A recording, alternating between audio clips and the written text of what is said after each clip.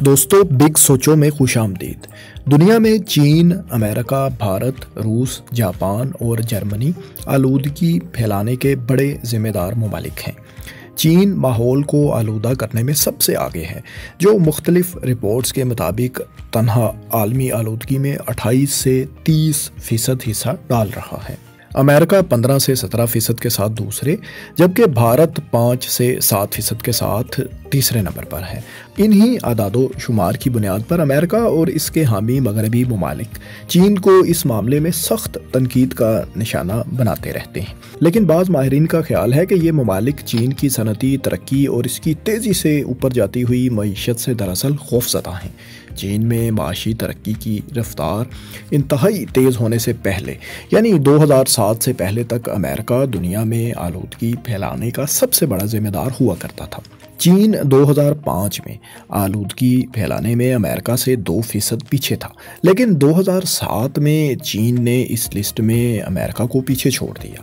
حالات اتنے خراب تھے کہ 2008 میں بیجنگ اولمپکس کی میزبانی کا وقت آیا تو چین آلودگی پھیلانے میں انتہائی بلندیوں کو چھو رہا تھا، جس سے امریکہ کو چین کے خلاف ایک نیا محاذ کھولنے کا موقع بھی مل گیا۔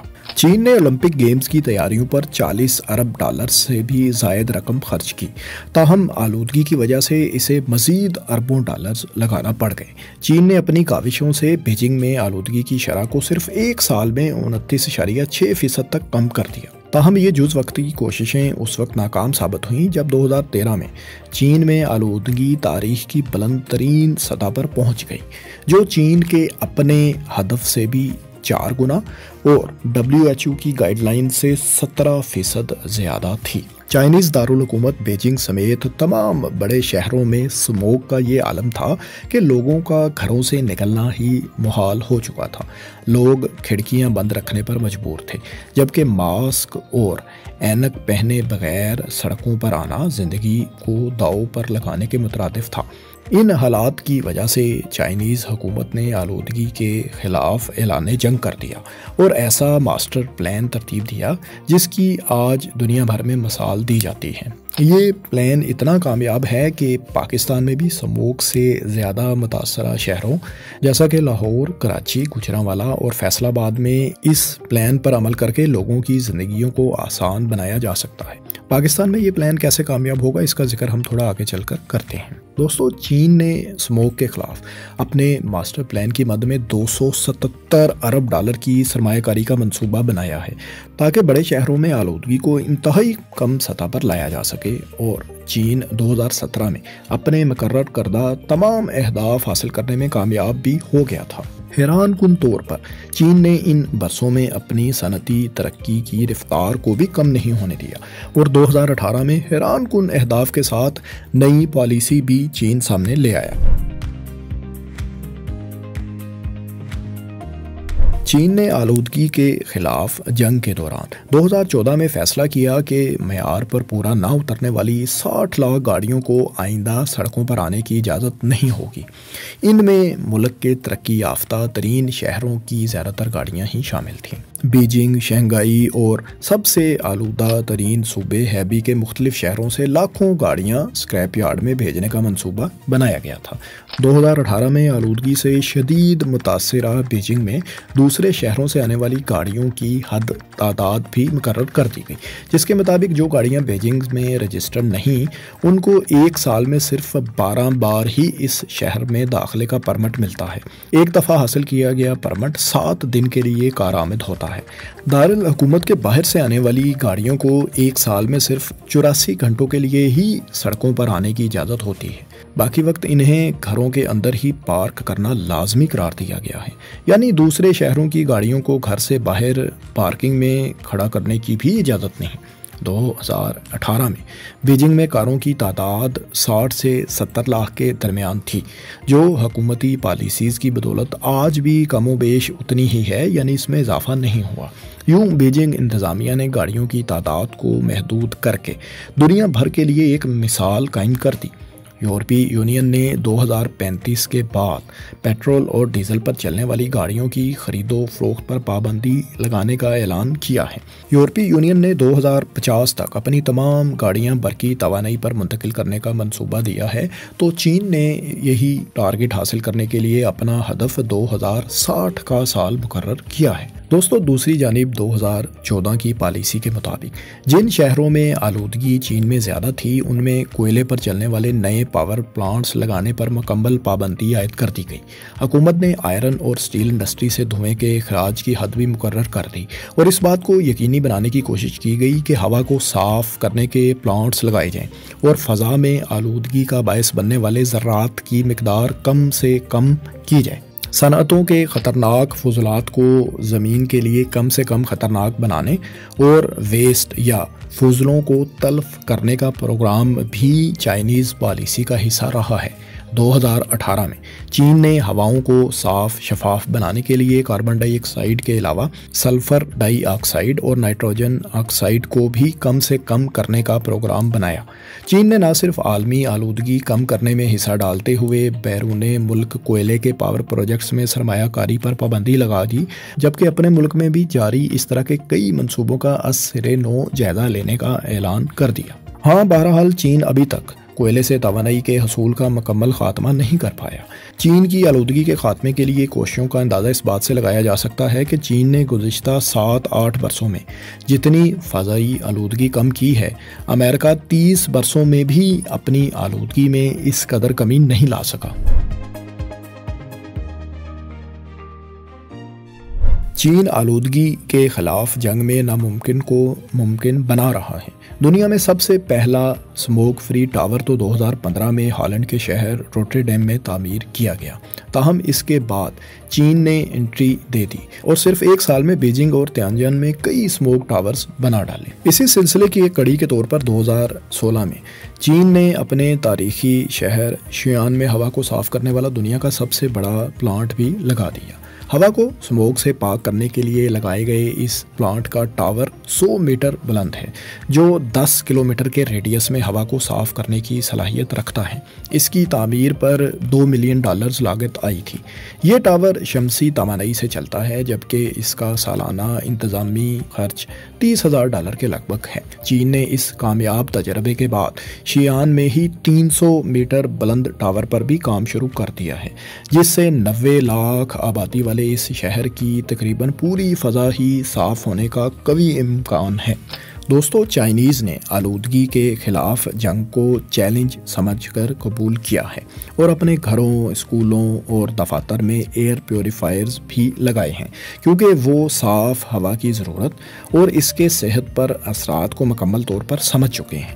چین میں ایئر پیوریفائرز کی مانگ میں تیزی سے اضافہ ہوا ہے۔ 2017 میں اس کی مارکیٹ $2 ارب تک کی تھی، جو اب بڑھ کر $4.5 ارب تک پہنچ چکی ہے۔ یہاں یہ بات بھی جان کر آپ کو شاید حیرت ہوگی کہ چین میں 2011 میں ایئر پیوریفائرز کا سیل والیوم 12 لاکھ یونٹس تک تھا، جو 2017 میں بڑھ کر 1 کروڑ تک پہنچ گیا۔ ماہرین کے مطابق یہ تعداد 2024 میں 3 کروڑ سے بھی تجاوز کر جائے گی۔ دوستو، چین آلودگی کے خلاف جنگ میں ہر ہتھیار استعمال کر رہا ہے۔ چین کے ماہرین کو تجربات کے بعد جب یہ معلوم ہوا کہ اس کی آب و ہوا میں بارش کے بعد اسموک کی مقدار کم ہو جاتی ہے، تو وہ اس آفت کو شکست دینے کے لیے مسٹ کیننز بھی میدان میں لے آئے۔ پانی کی ان توپوں کو تعمیراتی منصوبوں میں چھڑکاؤ کے لیے بھی استعمال کیا جاتا ہے، جس سے گرد و غبار کو کنٹرول کیا جاتا ہے۔ دوستو، چین ماحول کو صاف و شفاف بنانے کے منصوبوں پر اتنے پیسے خرچ کر رہا ہے کہ دنیا کے کسی اور دوسرے ملک کے لیے اتنا سوچنا بھی محال ہے۔ ایک رپورٹ کے مطابق چین نے گزشتہ سال کلین انرجی پروجیکٹس پر تقریباً $546 ارب تک خرچ کر دیے، جو باقی تمام دنیا میں ایسے منصوبوں پر خرچ ہونے والی رقم سے بھی زیادہ بنتی ہے۔ رپورٹ میں بتایا گیا ہے کہ یورپی یونین نے 2022 میں کلین انرجی پروجیکٹس پر $180 ارب، امریکہ نے $141 ارب سے زائد خرچ کیے۔ چین نے جہاں ہائیڈل، سولر اور ونڈ انرجی کے سینکڑوں پروجیکٹس لگائے ہیں، وہیں وہ الیکٹرک گاڑیوں کے لیے بھی اربوں ڈالرز خرچ کر رہا ہے۔ یہی نہیں، چین سولر اور ونڈ انرجی کے لیے تمام مشینیں، آلات، پینلز، بیٹریاں اور دیگر لوازمات بھی اپنے ہی ملک میں تیار کر رہا ہے، جس سے اس کی مقامی صنعت کو بھی سینکڑوں اربوں ڈالر کا فائدہ ہو رہا ہے۔ ایک اور اہم بات یہ ہے کہ چین توانائی کے متبادل ذرائع یعنی رینیوبل انرجی پر بھی 275 ارب ڈالر تک خرچ کر رہا ہے۔ بعض اعداد و شمار کے مطابق چین اپنے پاور سیکٹر میں 2060 تک ٹریلینز آف ڈالرز کی مزید سرمایہ کاری کرنے کا پروگرام بنا رہا ہے۔ دوستو، یہاں یہ بتانا بھی ضروری ہے کہ چین اس وقت صرف ہائیڈرو الیکٹرک پاور پلانٹ سے 390,000 میگا واٹ سے زائد بجلی پیدا کرنے کی صلاحیت رکھتا ہے، جبکہ وہ مستقبل میں دریائے یانلنگ پر دنیا کا سب سے بڑا ڈیم بھی بنانے جا رہا ہے، جس کی ابتدائی کیپیسٹی 60,000 میگا واٹ ہوگی۔ یہ ڈیم بھارتی سرحد کے قریب تبت کے علاقے میں تعمیر کیا جا رہا ہے۔ دوسری جانب چین ہوا سے 360,000 میگا واٹ اور شمسی توانائی سے 310,000 میگا واٹ بجلی پیدا کرنے کی صلاحیت بھی رکھتا ہے۔ وہ ہائیڈل پاور کی طرح ان دونوں شعبوں میں بھی دنیا بھر میں نمبر 1 ہے۔ چائنا میں گزشتہ سال مزید 54 لاکھ کے قریب الیکٹرک گاڑیاں فروخت ہوئیں، جو 2021 کے مقابلے میں تقریباً 84% زیادہ تھیں۔ اس وقت ایشیا میں سب سے زیادہ الیکٹرک گاڑیاں چائنا میں ہی ہیں، جبکہ تعداد کے حوالے سے کم و بیش دنیا بھر کی نصف الیکٹرک گاڑیاں چین میں ہی چلتی ہیں۔ دوستو، چائنا نے یہیں بس نہیں کی، بلکہ اس نے شہروں کی بڑھتی ہوئی آبادی کو بھی محدود یا کم کرنے کا منصوبہ بنایا ہے۔ یہ تو آپ جانتے ہیں کہ چین کا مغربی علاقہ اپنی صحرائی صورتحال کی وجہ سے تقریباً خالی ہی ہے۔ چین کو 2 حصوں میں تقسیم کریں تو اس کی 94% آبادی مشرقی حصے، جبکہ صرف 6% آبادی مغربی جانب رہتی ہے۔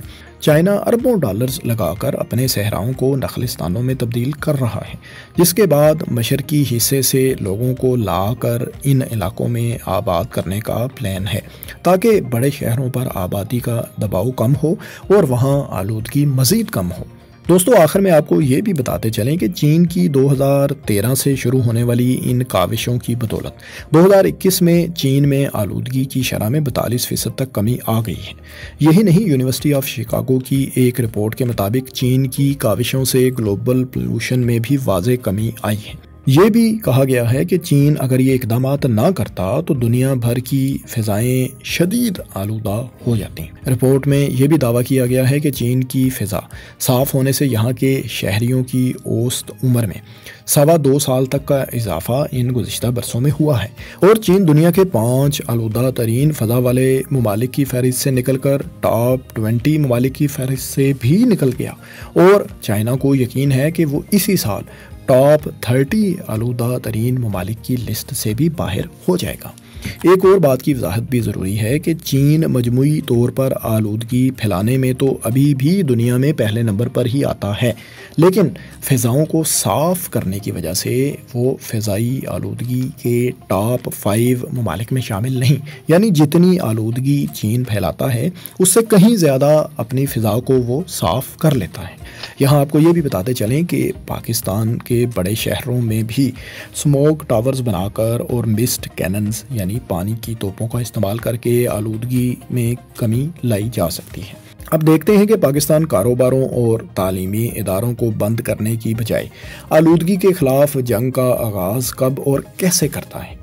دوستو، چائنا کی آلودگی کے خلاف جنگ کے بارے میں یہ ویڈیو آپ کو کیسی لگی؟ کمنٹس میں اپنی رائے سے ضرور آگاہ کریں، اور یہ بھی بتائیں کہ آپ کے خیال میں پاکستان کو کیا اقدامات کرنے چاہیے۔ شکریہ۔